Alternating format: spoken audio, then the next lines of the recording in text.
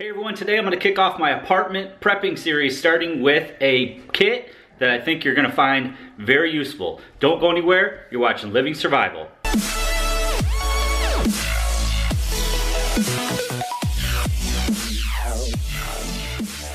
Alright guys, so I'm going to be doing a series of videos starting today of apartment preps. Now this doesn't mean in any way that you couldn't do this at your home, condo, wherever you live.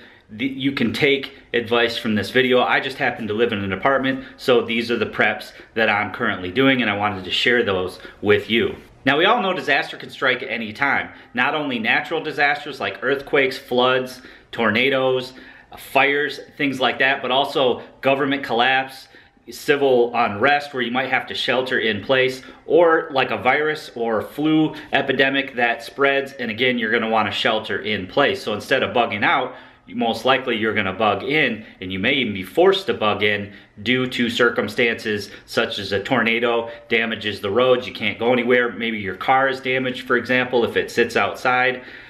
Things can happen. Bad earthquakes can level a city. Floods, as we all know, in the Katrina situation, people were stranded in their homes for up to a week or more without rescue. So having a kit considered a bug-in kit is a very good idea, and that's the purpose of this series. So today we're going to look at my bug-in kit, sort of a survival kit that I've put together in and around the home. Now, future videos are going to include what to prep for food, what to prep for water and how to treat that water, and also how to control your microclimate. Let's say a tornado knocks out some of your windows, you can't leave due to damage in the area, and it's cold outside. Let's say you have an epic snowstorm, as we've had here in Michigan in recent years, where your power might be knocked out for a week or more at a time. I'm going to teach you how to stay warm and stay well fed and hydrated.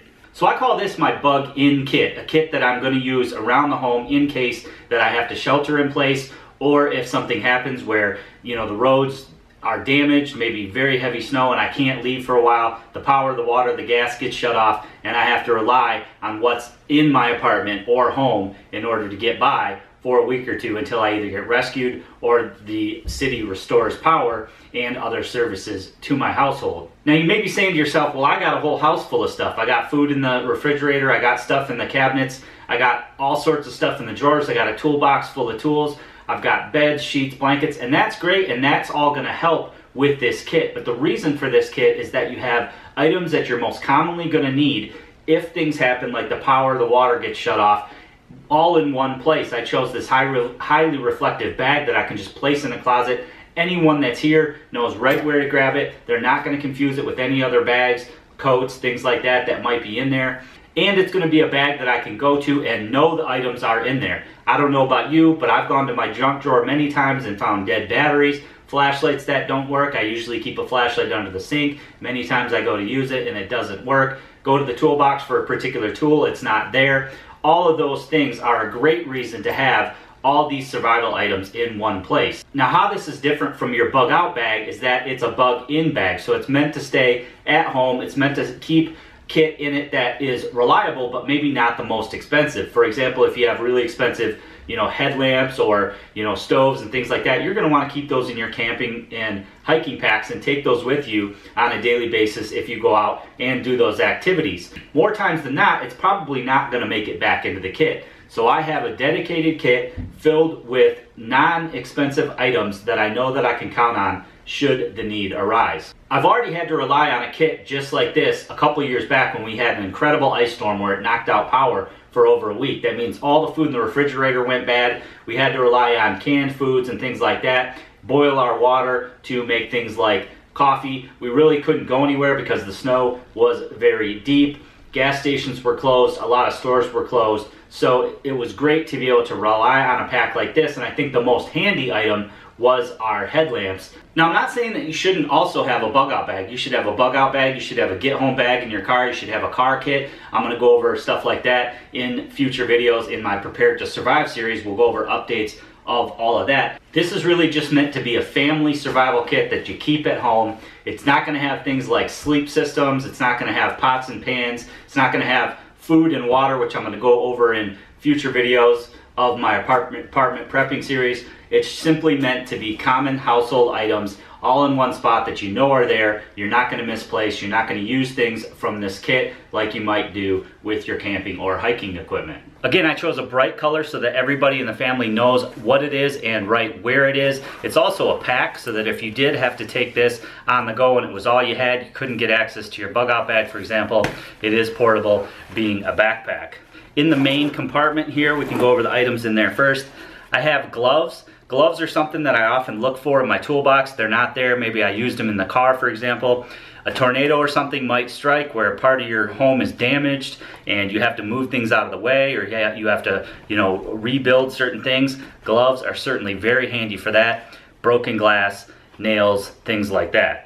I've got a couple of N95 masks here. Again, if a tornado were to strike or you have maybe a sandstorm in the desert or something like that and your windows are busted out, these masks can come in very handy. You might have a flu epidemic or something like that, have to, open your doors and windows. You might want to wear something like this. So I thought it was a handy item to have in this kit, something that you don't have to search all over the house for.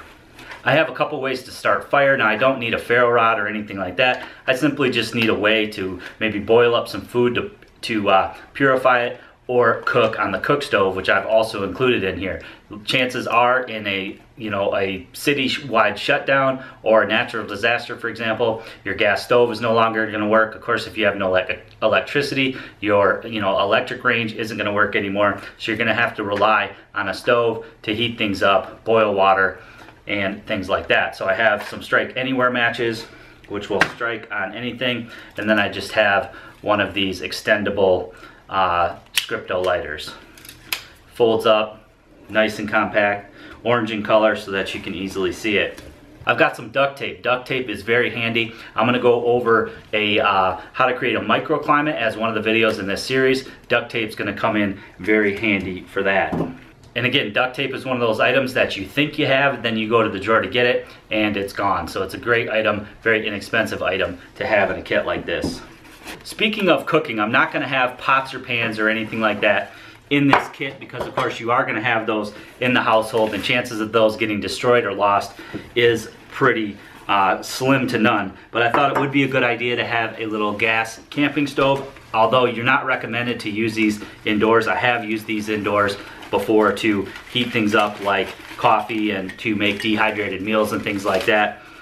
So I thought it would be a good idea to have this in this kit. This is a fairly inexpensive one. I think this was $15 on sale. And again, it's something that you can use with these gas canisters, and you can quickly heat water, to make the water potable again. Maybe you have a bad storm and your water gets shut off, for example. Hopefully you filled up all the bathtubs and sinks and things like that. Again, you want to prepare for 2 to 4 weeks in an emergency like that. So a little stove like this not only can keep you warm, but it can cook your food, and it's a good item to have in this kit because, again, your electric stove or your gas range may not be working. Speaking of water, I didn't include any water filters or anything like that. Again, in a disaster, you're going to want to plan for 2 to 4 weeks. So if you think that your water might get shut off, maybe there's a water main break or other thing that can happen in an earthquake, for example, you're going to want to fill your bathtubs, pretty much any container that you have, 5-gallon buckets. And what these do is these will treat that water in your bathtub or in your 5-gallon buckets, for example. They're made for larger amounts of water. Now you should also prepare, as I said, for 2 to 4 weeks without it. So multiply the people in your family. You want 1 gallon minimum, and don't forget to include the dog. So for me, that's about 3 gallons of water a day times 30 days, a month, and I have enough packets in here to treat that much water. If the electricity's out, lighting's going to become a problem at night, so glow sticks are a great item to have, especially if you have kids. These will definitely ease their anxiety a little bit. We'll go more into lighting once we get into another compartment of the pack. This is a thermal blanket. Many uses for this. Again, when speaking of the microclimate that you can create in your house, let's say the power's out for a week and it's sub-zero temperatures outside, you're going to want to make yourself a nice little microclimate inside. You can even set up a tent inside, and I'm going to show you how to do that in a future video. So things like this inexpensive thermal blanket are a great item to have. It's also orange on the other side. We know from Katrina that they were trying to signal for weeks. A nice bright orange tarp, something you could you know, throw on the outside of your apartment or on the roof of your house, will come in very handy. Then finally, in the main compartment, just some candles. Candles are very inexpensive, something you should stock up on. You can use candles instead of battery power to give yourself some light at night. So then in the front of the pack, I have some electronics in here. Again, you know, you want to look for stuff that's on sale. I got 2 of these for $10. They're little 80 lumen Energizer headlamps, and 2 for $10, $5 a piece, and they include 3 Energizer batteries, 3 Energizer AAA batteries a piece. I thought that was a fantastic deal. Again, do I want to use my expensive Petzl and put it in this kit where I'm probably going to take it out and use it and never put it back? No, I want to have dedicated equipment just for this kit, and I didn't want to pay a whole lot of money because hopefully I'm never going to have to use it. Then I've got a crank radio. This is probably the most expensive part of this kit, but I thought it was very useful to have. Again, an item that you might think you have in a drawer or something like that. You go to use it and it's not there. It's got solar charging on the top, so not only can it do AM, FM radio, you can listen to radio stations in and around town to hear about, you know, emergencies and things like that. It's also got weather radio, which is handy. It's got a flashlight on the side, which obviously is very handy. And then it also has a way to charge your cell phone. Now, chances are after a month your cell phone isn't going to work. Again, you could rely on other pieces of kit you might have in your home, like a solar panel or, you know, battery backups and things like that. Again, this kit is bare bones. This kit is the stuff that you know you can rely on in an emergency. So it does have the capability to give yourself a little bit of a charge. It also runs on an 18650 battery, which I thought was really cool. So in a pinch, you could use this to get a little bit of charge in your 18650s just by cranking it up. So again, this was about $39, but I feel it's very important to have in this kit and know right where it is. I've got some extra batteries here. Never know what you might need extra batteries for. I try to use AAAs for everything, so that's a pack of AAAs. Then finally, I just have a medical kit. Again, you might think that you have Band-Aids and gauze and tape and things in your, you know, in your medical kit, in your drawer, stuffed away somewhere. A lot of us go through that stuff and don't replace it. So it's good to have a dedicated first aid kit that you know is stocked, that you're not gonna have to steal items from, and I chose to put that in this kit. So again, these items are just items that I can throw in this kit, forget about it. I don't have to pick and choose through here and hope that I put things back. I can leave everything in here all the time. Inexpensive, all this stuff was less than $100, and I feel that this is the most important stuff. Again, there's no sleep system in here. You can create a microclimate with sleeping bags and pillows and couch cushions and things like that. We'll go over that in a future video, as I said. Water and food don't need to be in this kit because hopefully you're stocked up on that, and those are going to be subjects for future videos as well. So if there's anything that you think might go in a kit like this, a bug-in kit, items that are commonly found around your house but may not be there when you need them, let me know in the comment section below. I'd be very interested to hear your thoughts, and I'll also reply to your comment telling you, yeah, I might have thought of that, or I did think of that, but I didn't choose to put it in this kit for this particular reason. So hopefully we can have a good conversation on that. Hopefully you guys enjoyed the video today, taking a look at my bug-in bag. So I'm naming this series Apartment Prepping because that happens to be where I live right now, but the same would apply for pretty much any household, house, or condo. So I hope you guys enjoyed the video today. Please stay tuned for future episodes. They're not all gonna go in a row, but I will get them done as soon as I can. Please click the thumbs up button. Give this video a like for me. It greatly helps out the channel. Please share this video to anybody who might be interested, including your family and friends who might find this information useful. And as always, guys, click that red subscribe button. Make sure you're subscribed for future videos.